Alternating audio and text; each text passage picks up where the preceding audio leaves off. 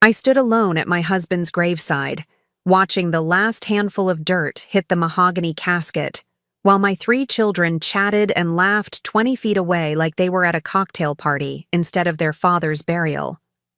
That image, that sound of their casual conversation floating over Harold's final resting place, would haunt me for months.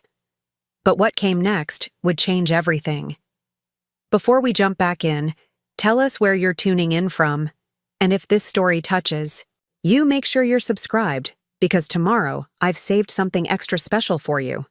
My name is Betty Lou Cooper, though most folks just called me Betty Lou, and at 72 years old, I thought I knew everything there was to know about disappointment.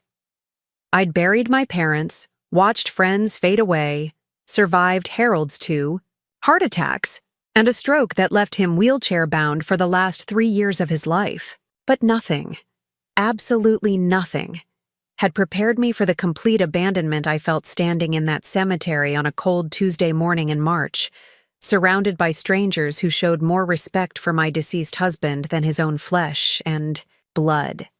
Harold and I had been married for 48 years. We'd built Cooper's Hardware from nothing more than a dream and a small loan from his brother. What started as a tiny shop on Maple Street grew into 3 locations across Jefferson County, employing over 40 people and serving as the backbone of our small community of Millbrook. Harold was the face of the business, charming customers with his easy laugh and encyclopedic knowledge of everything from plumbing fixtures to garden seeds. But I was the backbone. I managed the books, handled the vendors, scheduled the employees, and kept the whole operation running smoothly while raising our 3 children and maintaining our home. Our oldest, Rebecca, was now 45 and lived in Chicago with her investment banker husband. She had 2 teenage sons I barely knew, despite sending them birthday cards and Christmas gifts every year. Rebecca had always been ambitious, even as a child, but somewhere along the way, ambition had hardened into cold calculation. She visited maybe twice a year, usually around holidays, and those visits felt more like obligations than genuine affection. Michael, our middle child at 42, had followed in Harold's footsteps and worked at the hardware store, though calling it work was generous. He showed up when he felt like it, spent most of his time chatting with customers about fishing, or complaining about the younger employees, and collected a paycheck that was far more than his contributions warranted. He lived in a house Harold and I had bought for him after his second divorce, drove a truck we'd purchased, and somehow still managed to ask for money every few months. Then there was Sarah, our baby at 38. Sweet Sarah, who'd struggled with addiction in her 20s before getting clean and having 2 beautiful daughters. She'd been the one I thought understood struggle, understood what it meant to rebuild your life from nothing. She worked part-time at a veterinary clinic and lived in a small apartment across town. Of all our children, she was the one who called. Most often, though, even her calls had become less frequent over the past few years. The morning of Harold's funeral, I woke before dawn in our empty house on Elm Street. The silence felt different now, permanent in a way that made my chest tight. Harold had been sick for so long that quiet had become normal, but this was a different kind of stillness. This was the quiet of a life chapter ending, of 48 years of partnership dissolving into memory. I'd laid out my black dress the night before, the one I'd worn to Harold's company Christmas parties for the past decade. It still fit well, though I'd lost weight during Harold's final months, too busy caring for him to remember to eat regular meals. I applied my makeup carefully, the way my mother had taught me all those years ago, because Harold always said I was prettiest when I took time with my appearance. Even now, even at his funeral, I wanted to look the way he would have liked. The funeral home had done a beautiful job with the service. Harold looked peaceful in his best suit, the navy one he'd worn to Rebecca's wedding and Michael's high school graduation. I'd chosen white roses for his casket because they were his mother's favorite, and the sanctuary at First Methodist was filled with arrangements from the business community, his fishing buddies, and neighbors who'd known us for decades. What struck me most was how many people came. The sanctuary was nearly full, with folks standing in the back and spilling into the fellowship hall where speakers had been set up. Harold had touched so many lives through the hardware store, through his volunteer work with the volunteer fire department, through his quiet generosity that most people never knew about. He'd paid for more than one family's groceries during hard times, had donated materials for the new playground at the elementary school, and had never once asked for recognition. But where were my children during all of this?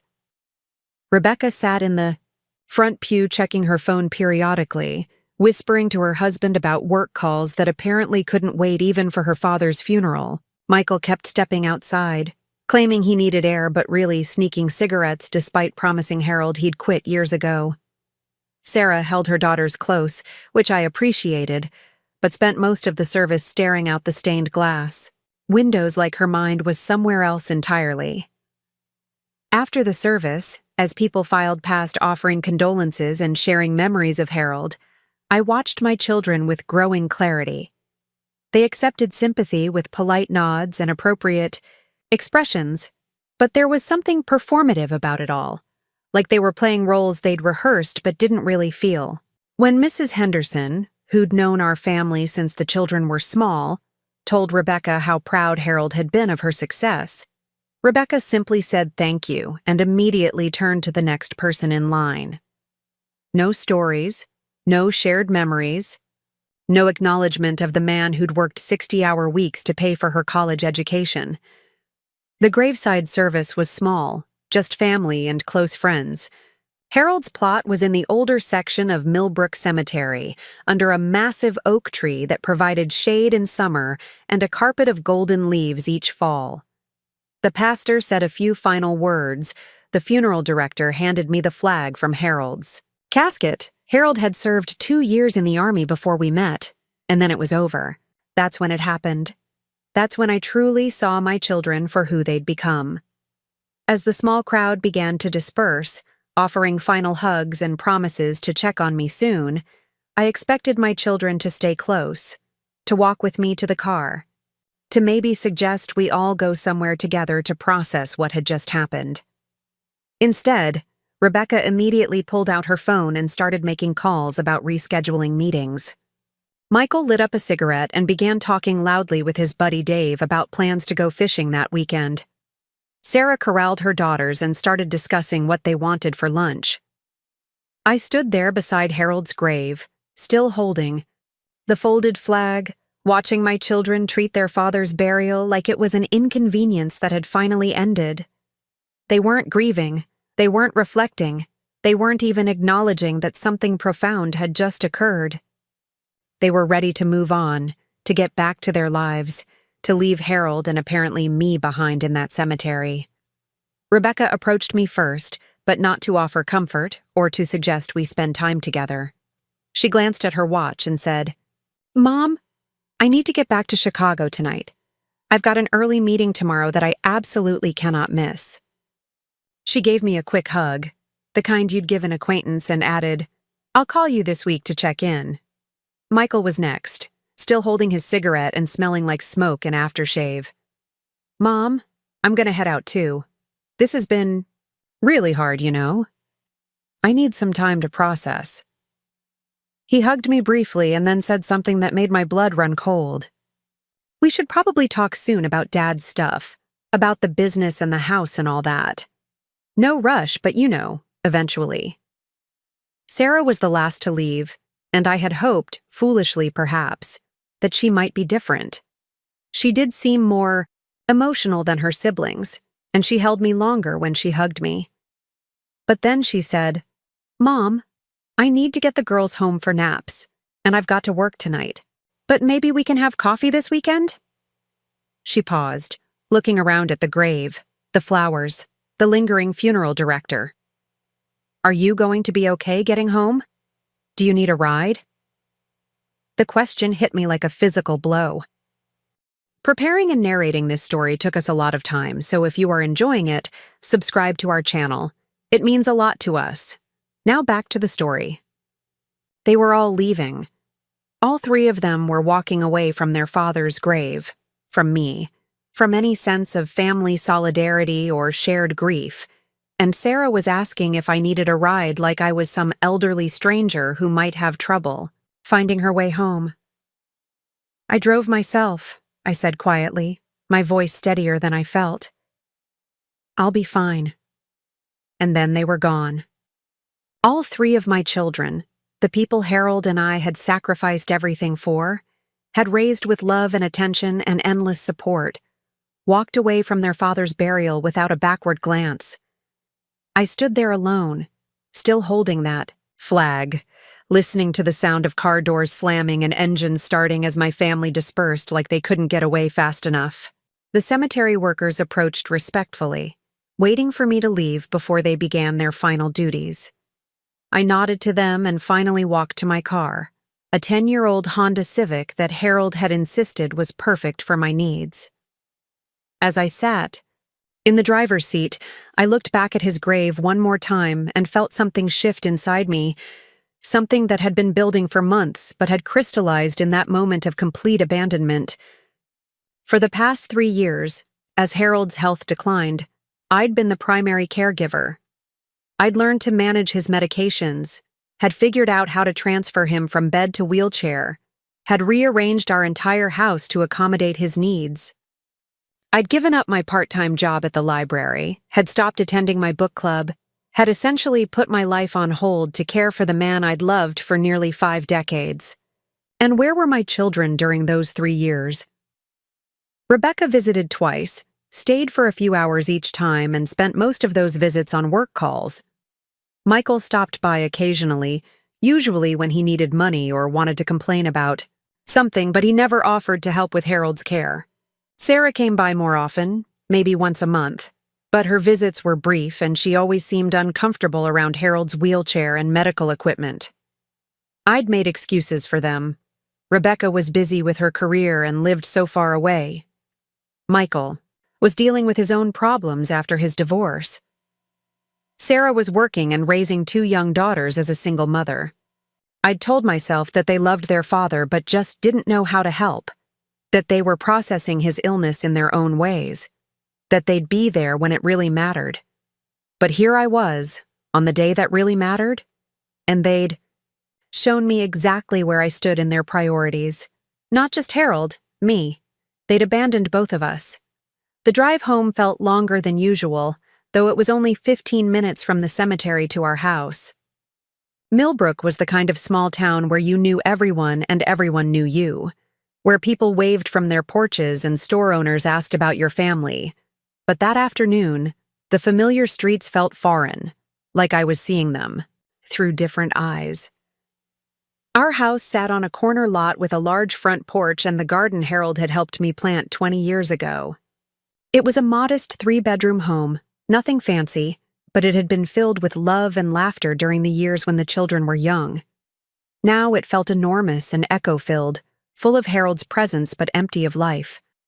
I hung up my coat and purse, placed the folded flag on the mantel next to Harold's photograph, and sat down in his recliner. It still smelled like his aftershave and the peppermint candies he'd been addicted to for as long as I'd known him. I sat there in his chair, still wearing my funeral dress, and let myself truly absorb what had just happened. My children hadn't just left the cemetery early. They'd been emotionally absent throughout Harold's entire illness. They'd been going through the motions of being a family while essentially waiting for him to die so they could move on with their lives. And now that he was gone, they were already making plans to deal with his stuff, like he'd been an inconvenience rather than their father.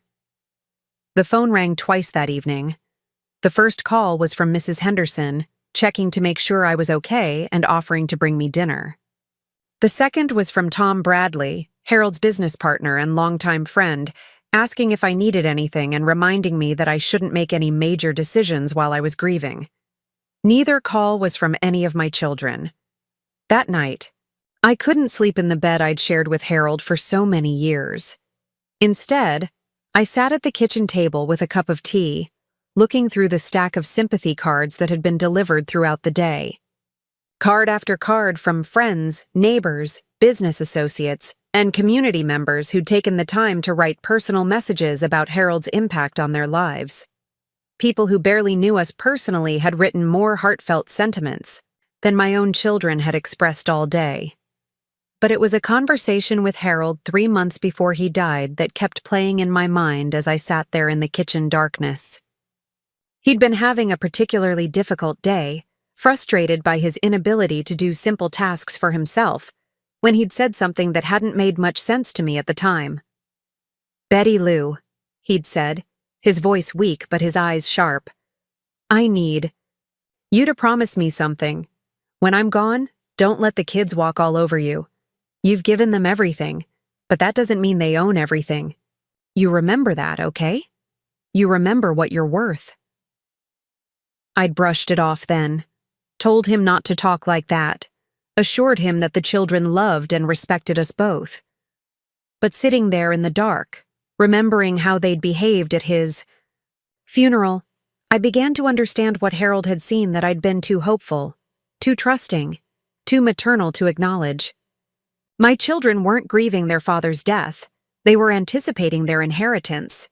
The hardware store was worth significant money. The house was paid off and in a desirable neighborhood, and Harold had been careful with investments over the years. We weren't wealthy by big city standards, but in a small town like Millbrook, our estate represented financial security for 3 families. I'd always assumed that when the time came, we'd distribute everything fairly among the children, help them build better lives for themselves and their own families. But watching them at the funeral, seeing their impatience to discuss Harold's stuff, remembering Michael's calculating comment about eventually needing to talk, I realized they weren't thinking about honoring their father's memory or supporting their grieving mother. They were thinking about money. And suddenly, Harold's words took on new meaning. "Don't let the kids walk all over you. You remember what you're worth." I went to bed that night with a growing clarity about what I'd witnessed. At the cemetery, my children had shown me exactly how much they valued family, exactly how much respect they had for their father's memory, exactly how much concern they had for my well-being. They'd failed a test they hadn't even known they were taking, but they'd also given me information I could use. They'd shown me their priorities, their character, their true feelings about the family Harold and I had worked so hard to build and support. And now it was up to me to decide what to do with that information. Harold was gone, but I was still here. I was still capable of making decisions, still capable of taking action, still capable of determining how the next chapter of this story would unfold. My children might have walked away from their father's grave without a backward glance, but they hadn't walked away from the consequences of that choice. Not yet, anyway. The next few weeks passed in a blur of legal meetings, paperwork, and well-meaning visits from friends and neighbors. Everyone kept telling me not to make any major decisions while I was grieving, to take time to process Harold's death before dealing with practical matters. But what they didn't understand was that my grief wasn't clouding my judgment. It was clarifying it. I'd spent 48 years as part of a partnership, making decisions with Harold's input and considering our children's needs in everything we did. Now, for the first time in nearly 5 decades, I was making decisions entirely on my own. And the first decision I made was to pay very close attention to how my children behaved in the aftermath of their father's death. Rebecca called exactly once, 4 days after the funeral, to ask how I was doing. The conversation lasted maybe 5 minutes, and most of it consisted of her telling me about her work projects and travel schedule. She did ask if I'd met with Harold's lawyer yet, but when I said I was taking things slowly, she seemed to lose interest in the conversation. Michael stopped by the house twice in those first weeks, but both visits felt strategic rather than supportive. He walked through the rooms like he was taking inventory, asked questions about Harold's tools and workshop equipment, and made comments about how much work it would be to keep up such a large house by myself. He never once asked how I was sleeping, whether I was eating properly, or if I needed help with anything practical. Sarah was the most frequent contact, calling every few days and stopping by once a week with her daughters. But even her visits felt different now that I was paying attention. She'd hug me and ask how I was doing, But then she'd spend most of the visit talking about her own problems, her work schedule, her financial struggles. When I mentioned feeling lonely or overwhelmed, she'd nod sympathetically, but then redirect the conversation back to herself. What struck me most was that none of them seemed to be grieving their father. There were no tears, no shared memories, no moments of missing him that they wanted to discuss with me. It was as if Harold had been a distant relative they'd felt, obligated to bury, rather than a father they'd loved and lost. But the real revelation came 3 weeks after the funeral, when Rebecca called to schedule a family meeting. "Mom," she said in her crisp, businesslike tone, "I think it's time we all sat down and talked about Dad's estate. I know you're still processing everything, but there are financial implications we need to address, and the longer we wait, the more complicated things could become." I asked what kinds of complications she was referring to, and her answer chilled me to the bone. Well, for one thing, there could be tax implications depending on how assets are distributed. And the business needs decisions made about its future operations. Plus, that house is way too big for you now, and maintaining it is going to be expensive. We need to start making practical decisions about what makes sense going forward. Practical decisions. Tax implications. What makes sense going forward? She was talking about dismantling the life Harold and I had built together, like it was a business transaction that needed to be optimized for efficiency. I agreed to the meeting, told her to coordinate with Michael and Sarah, and suggested they come to the house the following Saturday afternoon. But as soon as I hung up the phone, I knew exactly what that meeting was going to be. They weren't coming to support me through a difficult transition. They were coming to claim their inheritance and figure out the most expedient way to liquidate their father's life. That night, I sat in Harold's chair again and really looked around our home. Every piece of furniture, every photograph, every small decoration had a story. The oak dining table where we'd eaten thousands of meals and helped the children with homework. The bookshelf Harold had built by hand to hold my growing collection of novels. The piano none of the children had wanted to practice, but that had filled the house with music during my own childhood when I'd played for my parents. This wasn't just a house that was too big for me now. This was the physical manifestation of a lifetime spent building something meaningful, something lasting, something worth preserving. But my children saw it as an asset to be liquidated, a burden to be eliminated, a problem to be solved. And the business, Cooper's Hardware, the enterprise Harold had poured his heart into for 30 years, that had supported our family and employed dozens of community members, that had been part of Millbrook's economic foundation, my children saw that as just another asset to be optimized or sold off to the highest bidder. I realized then that I had a choice to make. I could go along with their practical plans, could let them divide up Harold's legacy like they were splitting up the contents of a garage sale, could fade into the background and let them make decisions about my own future. Or I could remember what Harold had told me. Don't let the kids walk all over you. You remember what you're worth. The problem was, I wasn't entirely sure what I was worth anymore. For so many years, my identity had been tied up in being Harold's wife, the children's mother, the woman who made everything run smoothly behind the scenes. Now Harold was gone. The children clearly didn't need or want me in any meaningful way, and I was left trying to figure out who Betty Lou Cooper was when she wasn't defined by her relationships to other people. But maybe that was exactly what I needed to figure out. Maybe this was my opportunity to discover what I was worth, not to them, but to myself. The family meeting was scheduled for 2 o'clock on Saturday afternoon. I spent that morning cleaning the house, not because it needed it, but because I needed something to do with my hands while my mind raced. I made a pot of coffee and set out some cookies, the kind of hostess behavior that had become second nature over the decades of entertaining Harold's business associates and the children's friends.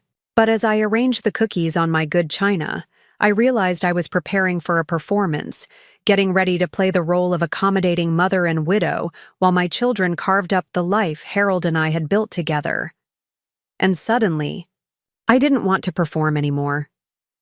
I put the cookies back in the container, poured out the coffee, and sat down at the kitchen table with a legal pad and pen.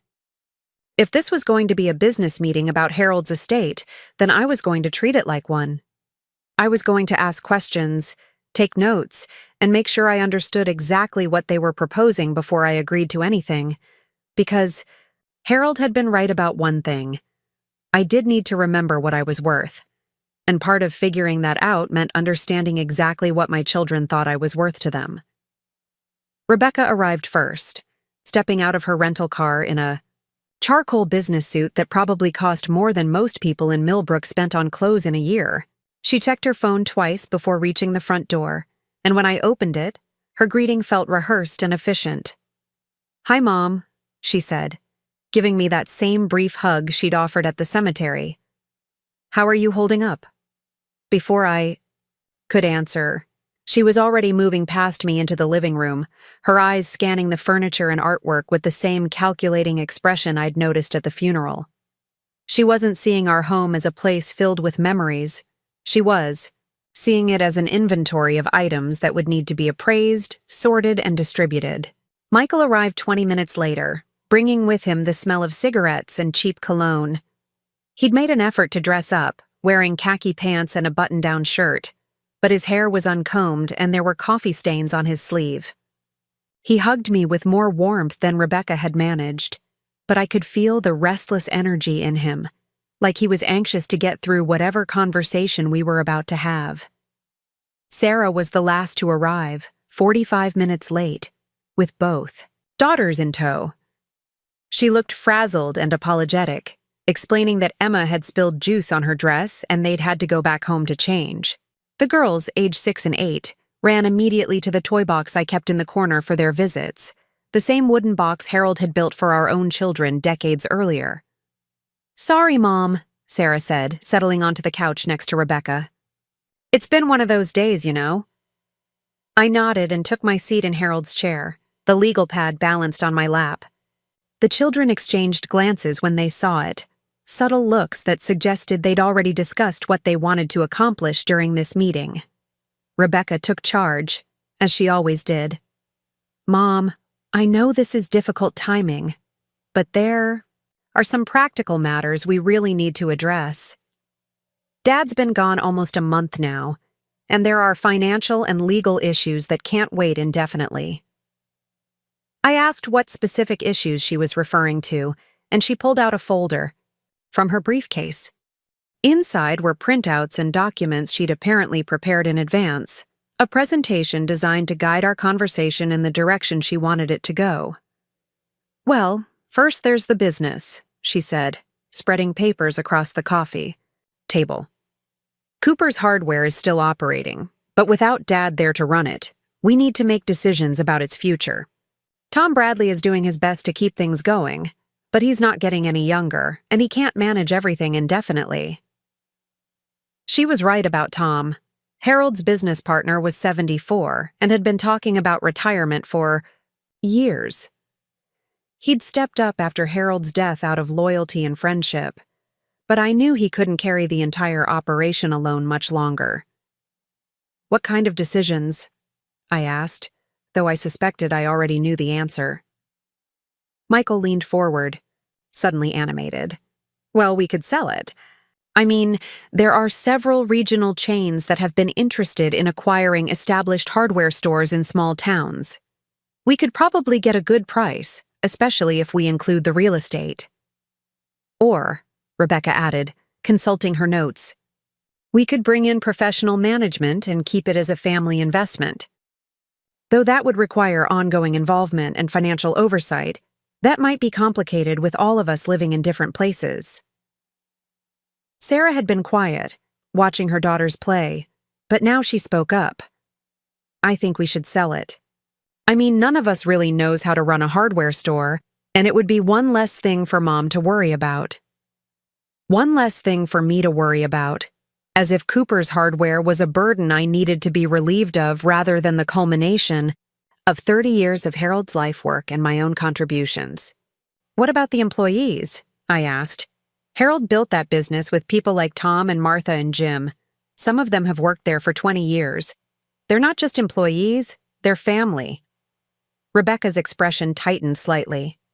Mom, I understand that Dad felt close to his employees, but we can't make business decisions based on sentiment.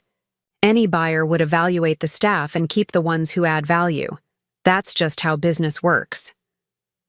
That's how business works. She was talking about people Harold had mentored, had supported through personal crises, had treated like extended family, and she was reducing them to line items on a balance sheet to be evaluated for value. Besides, Michael added, it's not like we'd be throwing them out on the street. A new owner might actually bring in better management, maybe expand the operation, create more opportunities. I looked at my son, remembering the young boy who used to love coming to the store with Harold, who had insisted on wearing a child-sized tool belt and helping customers find screws and washers. That boy had grown into a man who saw his father's life work as an asset to be liquidated for his own benefit. Rebecca moved on to the next item on her agenda. Then there's the house. Mom, I know this place has sentimental value, but realistically, it's too big for you now.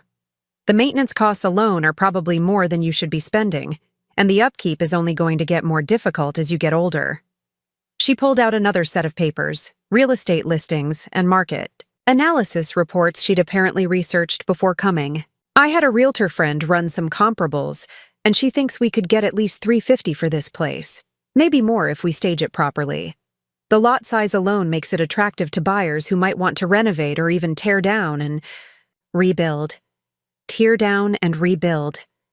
She was suggesting that someone might buy our home, the place where she and her brothers had taken their first steps and learned to ride bicycles, just to demolish it and start over. Where exactly would I live? I asked, though again I suspected she'd already worked out those details. Well, that's the beautiful thing, she said with enthusiasm that felt completely inappropriate. There are some really nice senior living communities in Jefferson City. Some of them are like resort communities, with activities and social programs and medical support right on site. You wouldn't have to worry about maintenance or yard work or any of that stuff. Senior living communities. Retirement homes. She was talking about putting me away somewhere, so I wouldn't be an inconvenience while they divided up the proceeds from selling everything Harold and I had built together. Michael nodded eagerly. And the great thing is, you'd have built-in social activities. I mean, Mom, you've been pretty isolated since Dad got sick. This could be a chance to make new friends, try new things.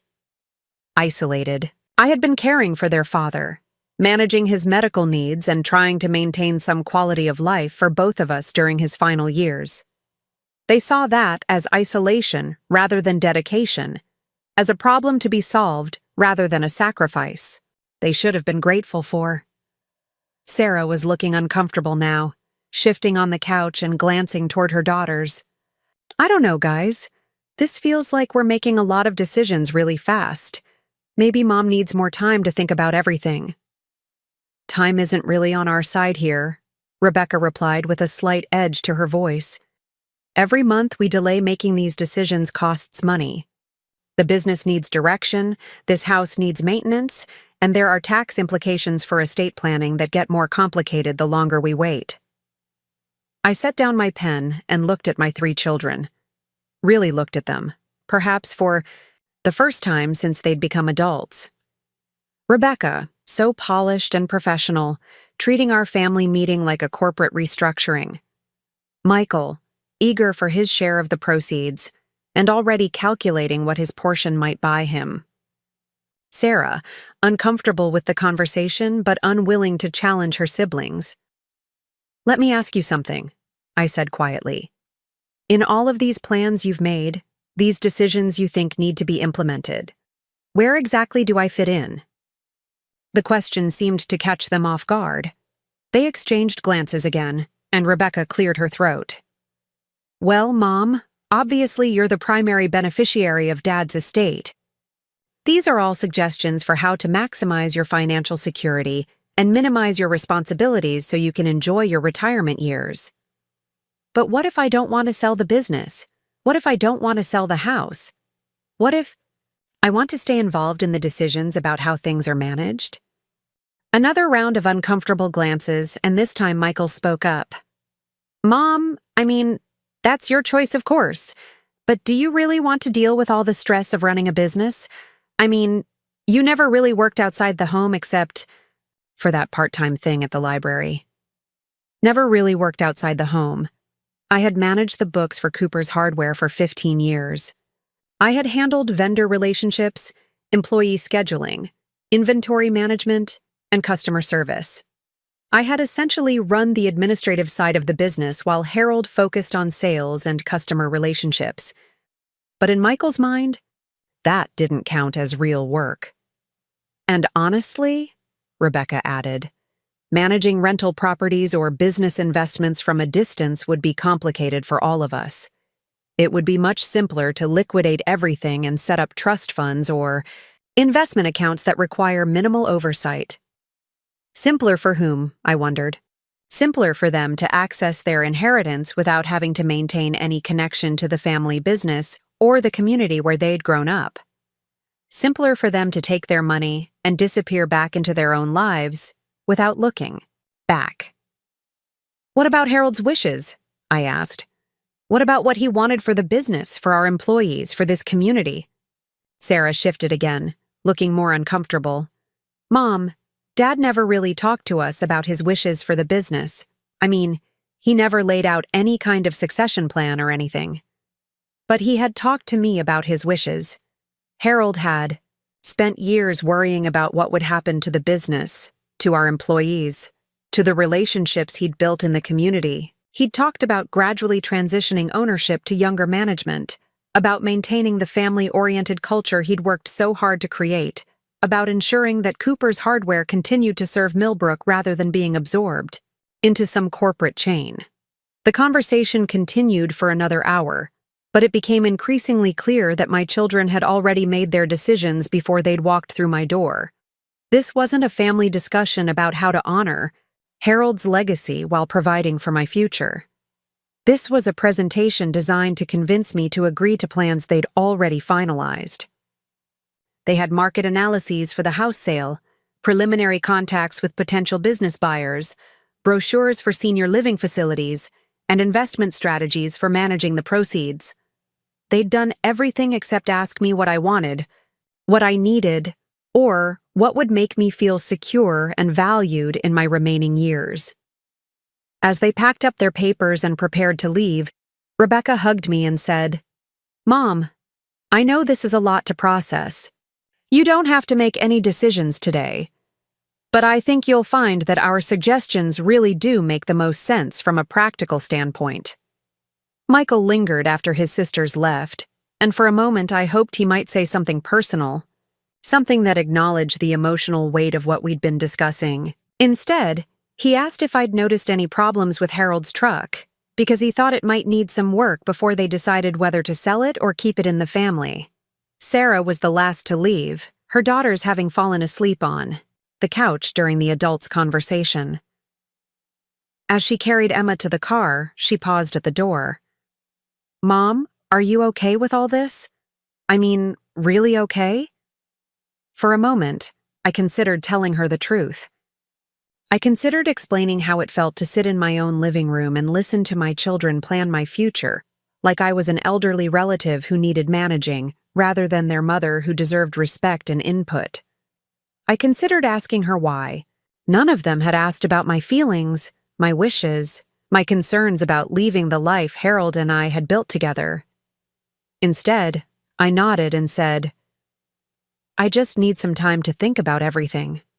She hugged me, a real hug this time, and said, I love you, Mom. We all do. We just want what's best for you. After they left, I sat in the quiet house surrounded by the remnants of our family meeting. Coffee cups on the table, Sarah's daughter's toys scattered on the floor, the financial documents Rebecca had left for me to review. I felt like I was sitting in the aftermath of a storm, trying to assess the damage and figure out what was still standing. What struck me most was that throughout the entire conversation, not one of my children had asked me what I wanted. They'd presented their plans as if they were doing me a favor, as if liquidating Harold's legacy and putting me in assisted living was a gift they were offering rather than a future they were imposing. They'd talked about what made sense, what was practical, what would maximize financial returns and minimize ongoing responsibilities. But they'd never asked what would make me happy, what would help me feel connected to the life I'd built with Harold, what would allow me to maintain some sense of purpose and independence. I picked up the brochures Rebecca had left about senior living communities. Sunny Hills Retirement Village, Golden Years Active Living, Autumn Meadows Senior Community. Each one featured photos of smiling elderly people playing shuffleboard, attending craft classes, and eating meals in communal dining rooms. The residents all looked content and well cared for, but they also looked like they were waiting for something, like they were filling time rather than living purposeful lives. Was that what my children envisioned for me? A pleasant, managed existence where my biggest decision would be whether to attend water aerobics or the Tuesday afternoon book club, where my legacy would be reduced to photo albums in a storage unit, and my life's work would be dissolved into investment accounts managed by financial advisors. That night, I called my oldest friend, Dorothy Wilmington, who'd moved to Florida after her husband died 5 years earlier. We'd grown up together in Millbrook, had been each other's maid of honor, had raised our children as close as cousins. If anyone would understand what I was going through, it would be Dorothy. "Betty Lou," she said warmly when she heard my voice. "How are you holding up, honey? I've been thinking about you constantly since Harold passed." I told her about the family meeting, about my children's plans for the business and the house, about their suggestions for my future living arrangements. Dorothy listened without interrupting, making small sounds of understanding and concern. When I finished, there was a long pause before she spoke. "Oh, honey, I went through something similar when Robert died. Not exactly the same, but the kids had all kinds of ideas about what I should do, where I should live, how I should spend my remaining years." "What did you do?" "Well, I moved to Florida like they suggested, and you know what? I've been miserable ever since." Her voice was heavy with regret. "Don't get me wrong, the weather's nice, and the facilities here are beautiful. But I miss my home. I miss my community. I miss feeling like I belonged somewhere that mattered to me." She paused, and I could hear the television in the background, some game show with cheerful music and applause. "The thing is, Betty Lou, once you let other people make decisions about your life, even people who love you, it's really hard to take that control back. They start seeing you as someone who needs managing rather than someone who's capable of managing herself." After we hung up, I sat in Harold's chair and thought about what Dorothy had said. My children weren't necessarily trying to hurt me. They were trying to solve what they saw as problems. An elderly mother living alone in a big house, a business that needed management, financial assets that required oversight. They were approaching my life like a project that needed organizing. But in their rush to find practical solutions, they'd forgotten that I wasn't a problem to be solved. I was a person with preferences, capabilities, dreams, and the right to determine my own future. I was someone who'd been making decisions and managing responsibilities for 72 years. Someone who'd helped build and run a successful business. Someone who'd raised 3 children and cared for an ailing husband. I was also someone who was just beginning to understand that respect isn't automatically granted based on age or relationship. It has to be demanded, maintained, and sometimes fought for. Over the next few days, I found myself paying attention to details I'd never noticed before. The way Rebecca's emails about estate planning were addressed to mom and family, as if I were one participant among many rather than the primary decision-maker. The way Michael stopped by to pick up tools from Harold's workshop without asking, as if he'd already inherited them. The way Sarah's conversations always seemed to include subtle suggestions about how much easier my life would be if I didn't have so many responsibilities. They were already treating Harold's estate like it belonged to all of us equally, already making assumptions about what would happen to our possessions and property. More concerning, they were treating me like I was gradually becoming incapable of managing my own affairs, like my role was shifting from decision-maker to someone who needed their guidance and protection. But I wasn't becoming incapable. If anything, I was becoming more clear-headed than I'd been in years. Taking care of Harold during his illness had required organizational skills, medical knowledge, financial management, and emotional strength. I'd handled complex insurance claims, coordinated multiple doctor's appointments, managed his medications, and adapted our entire household to meet his changing needs. I was also beginning to remember parts of myself that had gotten buried under decades of being a wife and mother. Before I'd married Harold, I'd been an elementary school teacher with my own classroom, my own students, my own professional identity. I'd been someone who made independent decisions, solved problems, and commanded respect from colleagues and parents.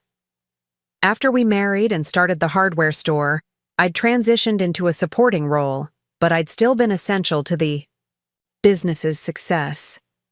I'd learned accounting software, had negotiated with vendors, had trained new employees, and had often been the one customers sought out when they needed detailed information about complex projects. But somewhere along the way, my children had started seeing me only as mom, the person who made sure everyone else's needs were met. They'd forgotten that I was also Betty Lou Cooper, a woman with her own mind, her own skills, and her own right to determine her future. The more I thought about it, the more I realized that my children's behavior at Harold's funeral hadn't been an aberration. It had been the culmination of a pattern that had been developing for years. They'd been gradually distancing themselves from our family, from the business, from the community where they'd grown up. They saw Millbrook as a place they'd escaped from, rather than a place that had shaped and supported them. And they saw Harold and me as people from their past, rather than ongoing relationships that required investment and attention. We'd become obligations to be managed rather than parents to be loved and respected. This realization might have devastated me a month earlier, when I was still hoping that Harold's death would bring our family closer together. But now, with the clarity that comes from being truly seen for who you are, I found myself feeling something unexpected. I felt powerful. For the first time in years, I wasn't worried about disappointing someone else or failing to meet their expectations. I wasn't trying to keep peace in the family or make sure everyone felt comfortable. I was simply trying to figure out what I wanted, what I needed, and what I was willing to accept. And what I was discovering was that I wasn't willing to accept being managed by people who'd shown up to their father's funeral like it was an inconvenience. I wasn't willing to have my future decided by children who saw Harold's life work as nothing more than assets to be liquidated. I wasn't willing to be grateful for suggestions that would strip away everything meaningful in my life under the guise of making things simpler. I was 72 years old, not 92. I was grieving, not incompetent. I was alone for the first time in decades, but that didn't mean I was helpless. Most importantly, I was the legal owner of everything Harold and I had built together. The house was in my name. The business was in my name. The investment accounts and retirement funds were in my name. My children seemed to be operating under the assumption that they were entitled to inherit everything immediately, but legally, everything belonged to me until I decided otherwise. That night, I did something I hadn't done since before Harold got sick. I poured myself a glass of wine, put on one of his old jazz records, and sat in the living room just listening to music and thinking about possibilities. What if I didn't? Sell the house? What if I stayed in Millbrook, in the home Harold and I had shared, surrounded by neighbors who knew and cared about me? What if I remained involved in the hardware store, maybe bringing in younger management but maintaining the family culture Harold had worked so hard to create? What if I used my remaining years to honor Harold's legacy rather than liquidate it? What if I focused on supporting the employees who'd been loyal to us, contributing to the community that had supported us, and building something meaningful rather than just managing assets? My children had presented their plans as if they were the only reasonable options, but I was beginning to realize they were just the options that best served their interests. There were other possibilities, other ways to structure my future that might better serve my interests and Harold's memory. The jazz record ended, and I sat in the quiet darkness thinking about something Harold had said during one of our last conversations. He'd been worried about the business, about our employees, about what would happen to everything we'd built together. "I wish I could trust the kids to carry this forward," he'd said sadly. "But I don't think they understand what this place means to people. I don't think they understand what we built here." At the time, I'd tried to reassure him, had suggested that the children would grow into their responsibilities, that they'd come to appreciate the legacy he was leaving them. But Harold had shaken his head. "Betty Lou, they've been gone too long. They've forgotten where they came from, forgotten what matters. When I'm gone, it's going to be up to you to decide what happens to all this. Don't let them convince you that their way is the only way." I'd thought he was being overly pessimistic, that grief and illness were making him see problems that didn't really exist. But the family meeting had proven that Harold understood our children better than I did. They had forgotten where they came from, and they were treating our family's legacy like a business deal to be optimized for maximum profit and minimum ongoing involvement. But Harold had also said something else that I was just beginning to understand. It was going to be up to me to decide what happened to everything we'd built together. Not them. Me. I had more power in this situation than my children realized, and I was starting to think it might be time to use it. The breaking point came 6 weeks after Harold's funeral, on a humid Thursday afternoon that started like any other, but ended with me seeing my children's true nature with devastating clarity. I'd been sorting through Harold's personal papers in his home office, a small room off our bedroom that had always been his private sanctuary. The desk was solid oak, built by a local craftsman 40 years ago, and every drawer held layers of our shared history. Insurance policies, business correspondence, old tax returns, and photographs spanning decades of our life together. In the UKTE bottom drawer, tucked behind a folder of warranty information for appliances we no longer owned, I found a manila envelope marked, "For Betty Lou, Personal," in Harold's careful handwriting. My hands trembled as I opened it, wondering what final message my husband had left for me. Inside were 3 items that would change everything. The first was a letter, written in Harold's shaky handwriting from his final months. The second was a bank statement for an account I didn't know existed. The third was a copy of a life insurance policy that wasn't part of the estate planning documents I'd reviewed with our lawyer. I sat in Harold's desk chair and read the letter first, my heart pounding as his voice seemed to speak to me from beyond the grave. "My dearest Betty Lou, if you're reading this, then I'm gone and you're probably dealing with the kids making plans for everything we built together. I've been watching them for the past few years, seeing how they act around us, around the business, around the responsibilities that come with family. I love them, but I'm not blind to what they've become. Rebecca sees everything as a business transaction. Michael wants the benefits without the work. Sarah means well, but follows wherever the other 2 lead. None of them understand what we sacrifice to build this life, and none of them appreciate what it means to be part of a community like Millbrook. I've set aside some money that's yours. A loan. Money they don't know about and can't touch. It's not a fortune, but it's enough to give you choices they can't control. Use it however you see fit, but remember that you don't owe them everything just because they're our children. Love doesn't mean letting people walk all over you. The insurance policy is also separate from the estate. Tom Bradley is the beneficiary, with instructions to use it for employee bonuses and business improvements. I couldn't trust the kids not to eliminate jobs and sell off everything the first chance they got. You're stronger than you know, Betty Lou. Don't let them convince you that you're too old or too fragile to make your own decisions. You've been making good decisions for 72 years, and being a widow doesn't change that. All my love. Harold P.S. Check the account statements carefully. You'll see I've been setting aside money from the business for the past 5 years. It was supposed to be a surprise for our 50th anniversary, but I want you to have it now for whatever makes you happy." I read the letter 3 times before the words fully sank in. Harold had known. He'd seen what I was only beginning to understand about our children's attitudes and priorities. More than that, he'd taken steps to protect me and the employees, who'd been loyal to us. The bank statement showed an account with over $200,000, money Harold had quietly transferred from business profits over several years. The life insurance policy was for another $100,000, designated specifically for employee benefits and business improvements. I sat in that chair for over an hour, crying partly from grief at Harold's final gift and partly from relief at discovering I had more options than my children realized. Harold had given me the financial freedom to make choices based on what I wanted, rather than what was most convenient for Rebecca, Michael, and Sarah.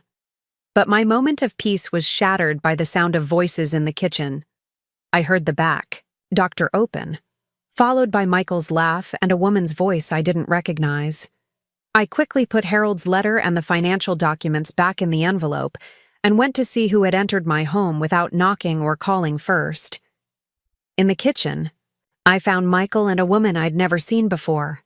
She was maybe 35, blonde, wearing tight jeans and a low-cut blouse, and she was examining my dishes like she was appraising them for a yard sale. "Oh, hey, Mom," Michael said casually, as if bringing strange women into my house without permission was perfectly normal. "This is Crystal. She's helping me figure out what Dad's tools are worth." Crystal looked up from the china cabinet and smiled with too many teeth. "Your son says you're thinking about downsizing. I run an estate sale business, and I have to say, you've got some really nice pieces here. That china set alone could bring in several $100s. I felt something cold settle in my stomach. "Michael, what exactly is going on here?" He had the grace to look slightly embarrassed, but not enough to actually apologize. "Well, we talked about how you're going to need to make some decisions about the house and everything. I thought it might be helpful to get a professional opinion on what things are worth, for planning purposes." "You brought a stranger into my home to appraise my belongings without asking me?"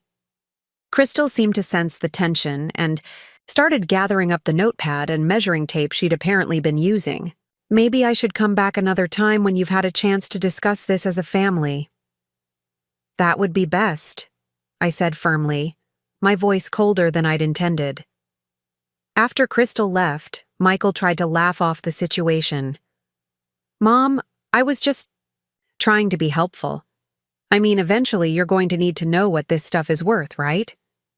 I was saving you the trouble of having to deal with it yourself." "Michael, sit down." Something in my tone must have surprised him because he immediately pulled out a kitchen chair and sat, looking suddenly like the little boy who'd been caught breaking something valuable. "I want you to listen to me very carefully," I said, remaining standing so I could look down at him. "This is my home. These are my belongings. Your father has been dead for 6 weeks, and you're already bringing strangers in here to put price tags on our life together." "I was just trying to help," he repeated, but with less conviction. "No, you weren't trying to help me. You were trying to help yourself. You were trying to speed up the process of liquidating everything so you could get your inheritance faster." His face flushed red, and for a moment I saw a flash of anger that reminded me uncomfortably of his teenage years. "That's not fair, Mom. We're all just trying to figure out the best way to handle Dad's estate. Harold's estate belongs to me until I decide otherwise, and I haven't decided anything yet." Michael stood up abruptly, his chair scraping against the floor. "Mom, you're being unreasonable. You can't keep everything exactly the way it was just because you're having trouble letting go. Dad's gone, and we all have to deal with reality." "What reality is that, Michael?" "The reality that you're 72 years old and living alone in a house that's too big for you, trying to manage assets and investments that you don't understand, holding on to a business that you can't run by yourself. There it was, the core of how my children saw me. Too old, too fragile, too incompetent to manage my own life. In Michael's mind, I wasn't a capable woman who'd helped build and run a successful business for decades. I was an elderly burden who needed them to make decisions for me. "Get out," I said quietly. "What?" "Get out of my house. Now." Michael stared at me, clearly shocked by my response. "Mom, come on, don't be like this. I was just trying to help." "Michael, you brought a stranger into my home without my permission to appraise my belongings like I'm already dead. You've been pressuring me to make decisions about my future based on what's most convenient for you and your siblings. You just told me I'm too old and stupid to manage my own affairs. Now, I'm telling you to leave." He looked like he wanted to argue, but something in my expression must have convinced him that I was serious. He grabbed his keys from the counter and headed toward the door, but paused in the doorway. "You know what, Mom? Maybe you do need to think about whether you're making good decisions. This isn't like you." "You're right," I said. "The old me would have apologized for making you uncomfortable and thanked you for trying to help, but the old me was a fool." After he left, I stood in my kitchen shaking with a combination of anger, hurt, and something that felt surprisingly like liberation. For the first time since Harold's funeral, I'd stood up for myself. I'd drawn a line and enforced it, and the world hadn't ended. But my sense of empowerment was short-lived. Less than an hour later, my phone rang. It was Rebecca, and her voice had the sharp edge it took on when she was handling a crisis at work. "Mom, Michael called me. He's very upset about what happened today." "I imagine he is. He said you threw him out of the house for trying to help you get organized." Took a deep breath and gave Rebecca the same explanation I'd given Michael. I told her about finding Crystal in my kitchen, about feeling ambushed and disrespected, about needing my children to ask before making decisions that affected my life. "Mom," Rebecca said with exaggerated patience, "I think you're overreacting. Michael was just trying to be proactive. We're all going to need to deal with these practical matters eventually. When I'm ready to deal with them, I'll let you know." "But that's exactly the problem. How long are you going to wait? How long are you going to keep everything in limbo while you avoid making necessary decisions?" The word necessary hit me like a slap. Necessary for whom? Necessary for my children who wanted to inherit their father's legacy immediately so they could convert it to cash and move on with their lives? Not necessary for me. Not necessary for Harold's employees. Not necessary for anyone except the people who saw our family's history as an inconvenience to be resolved as quickly as possible. "Rebecca, I'm going to ask you the same question I asked Michael. When did you start thinking of me as incompetent?" There was a pause, and when she spoke again, her voice was more measured, but no less condescending. "Mom, nobody thinks you're incompetent. But you've been through a traumatic loss, and grief can affect judgment. We're just trying to make sure you don't make decisions you'll regret later." Grief can affect judgment. She was using my mourning for Harold as evidence that I couldn't be trusted to make rational decisions about my own life. In Rebecca's professional world, this probably seemed like reasonable risk management. But to me, it felt like she was pathologizing my reluctance to immediately liquidate everything meaningful in my life. "What if I told you I don't want to sell the house?" I asked. "What if I told you I want to stay involved in the hardware store? What if I told you I'm not interested in moving to a retirement community?" Another pause, longer this time. "Mom, we'd support whatever decision you make, of course, but we'd also want to make sure you'd really thought through all the implications. Living alone in that big house, trying to manage business operations at your age, turning down opportunities for social interaction and medical support at my age." There it was again, the assumption that being 72 made me incapable of understanding my own needs and preferences. the assumption that I should be grateful for their guidance instead of resentful of their interference. Rebecca, I need to go. I have some thinking to do. Mom, please don't shut us out. We love you, and we want what's best for you. After I hung up, I realized that this was my rock-bottom moment. Not the funeral, not the family meeting, but this afternoon when I'd discovered that my children had progressed from planning my future without consulting me to actively taking steps to implement those plans without my permission. Michael bringing Crystal to appraise my belongings wasn't just presumptuous, it was a preview of how they intended to handle everything. They would make decisions, present them as helpful suggestions, and if I objected, they'd explain to me why I was being unreasonable or emotional or unable to think clearly due to my age and grief. They weren't trying to help me navigate a difficult transition. They were trying to manage me like I was a problem that needed solving. That evening I called Sarah, hoping that my youngest child might be different from her siblings, might show some understanding of how I was feeling. But that conversation was perhaps the most devastating of all. Mom, she said softly, Michael and Rebecca called me about what happened today. They're really worried about you. Worried about what? Well, you're not acting like yourself. You're being confrontational and suspicious when people are just trying to help.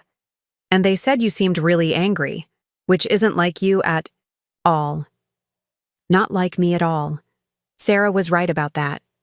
The old me would have apologized to Michael for misunderstanding his intentions. The old me would have thanked Rebecca for her concern about my judgment. The old me would have felt guilty for causing family tension during an already difficult time. But the old me had also allowed myself to become invisible, had accepted being dismissed and overlooked, had prioritized keeping peace over demanding respect. And where had that gotten me? Standing alone at my husband's grave while my children planned how to divide up our life's work, like it was a business they'd inherited, rather than a legacy they should honor. Sarah, let me ask you something. Do you think I'm losing my mind?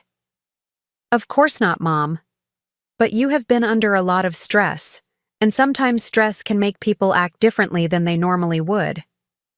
What if this is how I normally would act if people treated me with respect instead of like a burden that needs managing? Silence on the other end of the line, and then Sarah's voice, smaller and more uncertain. Mom, I don't understand what you mean. And that was the problem. None of my children understood that their behavior toward me had changed, that their attitude had shifted from respect to management, from seeking my input to informing me of their decisions. They couldn't see that their treatment of me was disrespectful, because they'd convinced themselves that they were helping me. In their minds, they were the responsible adults taking care of an elderly parent who was struggling to cope with loss and change. In my mind, I was a competent woman being pushed aside by children who'd forgotten that I was still their mother, still a person with my own mind and will and right to self-determination. After Sarah hung up, promising to check on me more often, and encouraging me to talk to someone about my grief, I sat in Harold's chair and felt the full weight of my isolation. My husband was gone, my children saw me as a problem to be managed, and I was more alone than I'd ever been in my entire life. But I wasn't powerless. Harold's hidden letter and bank account had shown me that I had more financial resources than my children knew about.